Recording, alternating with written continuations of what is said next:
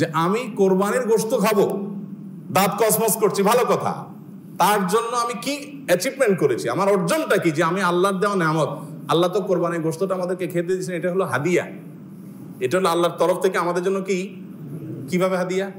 দুনিয়াতে এমন কোন দান আছে যে দানকারী নিজে আবার খায়? আছে কোন দান?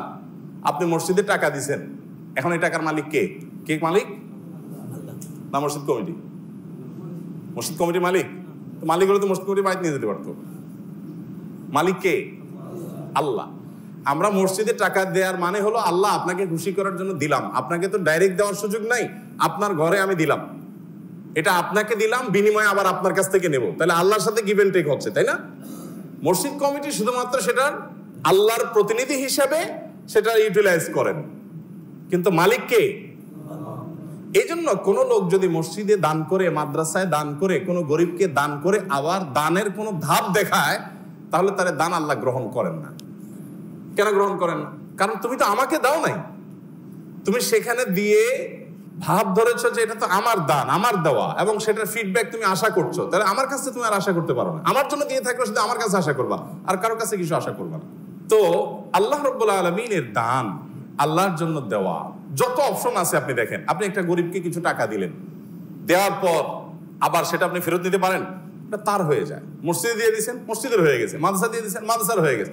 যত দান আছে দেওয়ার পরে সেটা নেওয়ার সুযোগ আছে, একটা দান শুধু আছে, একটা দান, সেটা হলো কোরবানি। যে দান করার সময় আপনি বলছেন বিসমিল্লাহ আল্লাহু আকবার আল্লাহুম্মা মিনকা ওয়া লাক, আল্লাহ এই পশু আপনার থেকেই পাইছি, আবার আপনার উদ্দেশ্যে এটা আমি জবাই করে দিছি, এর কোনো কিছু আমার আশা নাই, আমি আপনার উদ্দেশ্যে দিয়ে দিছি। এটা আমি নিজের বাসায় গোশত কিনতে হয় সেজন্য জবাই করি নাই, আমি আপনার নির্দেশ পালনার্থে জবাই করেছি। তাহলে এই গোশতগুলো মূলত আমাদের কাছে আর ফিরে আসার কথা? এটা তো সব আল্লাহর পক্ষ থেকে গরিবদেরকে দান করার কথা, তাই না?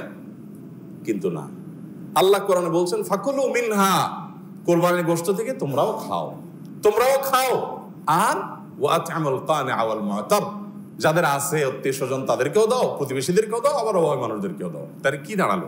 কোরবানির এই গোশতটা আমি জবাই করার সাথে সাথে এটা আল্লাহর জন্য করে দিয়েছি, বাট আল্লাহ বলছে বান্দা ওকে আমি পাইছি, এখন তোমাকে আবার একটু খেতে দিলাম, তাহলে দানের জিনিসটা আবার আমি পাচ্ছি, এটা আল্লাহর দান না? তো আল্লাহর দানটা পাওয়ার জন্য কি উপযুক্ততা তৈরি করছেন আপনি? আমাদের এই প্রশ্ন বিবেকে জাগা উচিত যে আমি কি উপযুক্ত তৈরি করেছি। এই জিলহজের প্রথম 10টি দিন ইবাদত বন্দেগী করার মাধ্যমে আল্লাহর সেই উপঢৌকন পাওয়ার উপযুক্ততা আমার মধ্যে তৈরি হবে।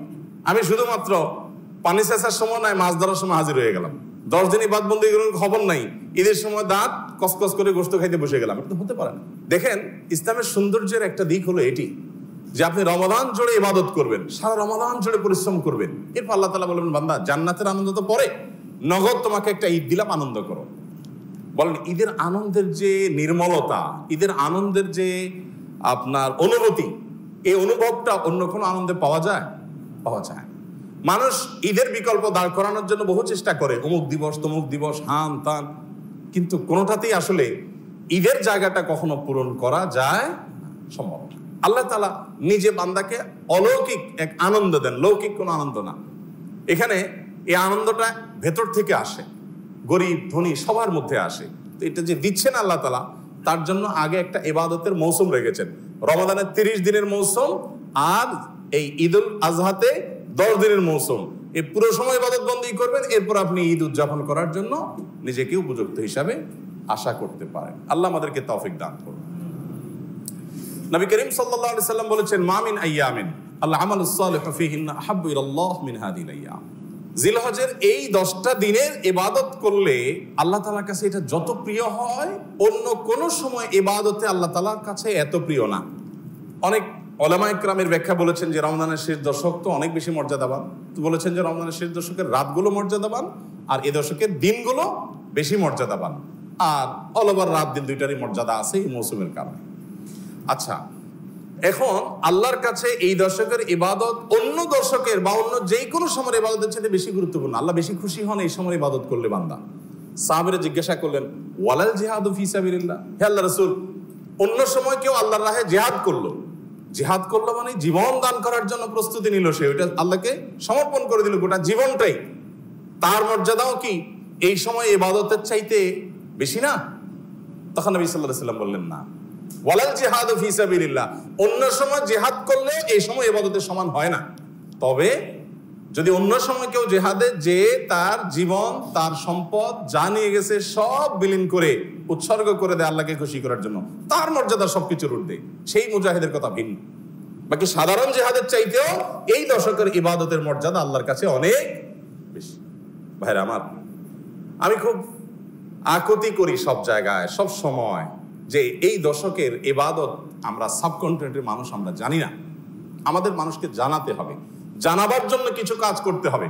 সাহাবীদের কেউ কেউ এই দশক শুরু হলে এই দশকের 10টা স্পেশাল আমল আছে, এই আমলগুলো করবার জন্য কেউ কেউ বাজারে চলে যেতেন, উদ্দেশ্য অন্যদেরকে জানানো। তো সেই দশকের আমলগুলো আমরা করবো তো ইনশাআল্লাহ। আমি সংক্ষেপে বলছি আমলগুলো কি কি। নাম্বার 1, আল্লাহকে বেশি বেশি স্মরণ করা, জিকির করা। আল্লাহ সুবহানাহু ওয়া তাআলা কোরআনে কারীমে বলেছেন, উযকুরুল্লাহ ফি আইয়ামিন মা'দুদাত, নির্দিষ্ট দিনগুলোতে তোমরা আল্লাহর জিকির করো, বেশি বেশি স্মরণ করো। আল্লাহর স্মরণটা বেশি বেশি হবে। এখন স্মার্টফোন, এটার এঙ্গেজমেন্ট আমাদেরকে আল্লাহর স্মরণ তো পরের কথা, দুনিয়ার অন্য কোনো কিছু স্মরণ করতে দেয় না। এজন্য এটা নিয়ন্ত্রণ করা ছাড়া মানুষ কখনো মুত্তাকি হওয়ার কোনো সুযোগ নেই। নেক্সট সূরাতে শয়তান আসে যে আমি তো ওয়াজ শুনি মোবাইলে, নেক্সট সূরাতে শয়তান আসে আমি তো কোরআন তেলাওয়াত শুনি। আরে ভাই, ওয়াজ শুনেন আর কোরআন তেলাওয়াত শুনেন, প্রত্যেকটা জিনিসের একটা লিমিটেশন আছে। ফরজ নামাজ চলে যাচ্ছে, আপনি মোবাইলে কোরআন তেলাওয়াত শুনতেছেন, সওয়াব হবে না গুনাহ হবে? আপনি ওয়াজ শোনার নাম দিয়া আজে বাজে জিনিসও দেখছেন, চান্সে এসে যাচ্ছে চোখের সামনে, ক্লিক করে দেখে ফেলছেন, তাহলে আপনার জন্য এই মোবাইল টিপাই জায়েজ নাই, কারণ আপনি নিয়ন্ত্রণ করতে পারেন না। ভাইরা আমার, এই দশকে আল্লাহর স্মরণ যেন হয়, সেজন্য অন্য সময়ের মতো বিশেষভাবে স্মার্টফোনের নিয়ন্ত্রণ খুব বেশি জরুরি, খুব বেশি জরুরি। আল্লাহ আমাদেরকে তৌফিক দান করুন। আল্লাহর স্মরণ কিভাবে করবেন? যত প্রকার জিকির আছে সেগুলো করবেন, কোরআন তেলাওয়াত, সকাল সন্ধ্যার জিকির, উঠতে বসতে জিকির, দোয়া, সেগুলো পড়বেন বেশি বেশি। আর স্পেশালি বিশেষভাবে একাকী বসে চিন্তা করবেন, আল্লাহ তাআলা আমাকে সৃষ্টি করেছেন, কত মানুষ আছে যা আমার মতো নেয়ামত পান নাই। আল্লাহ তাআলা আমাদেরকে কত নেয়ামত দিয়ে রেখেছেন।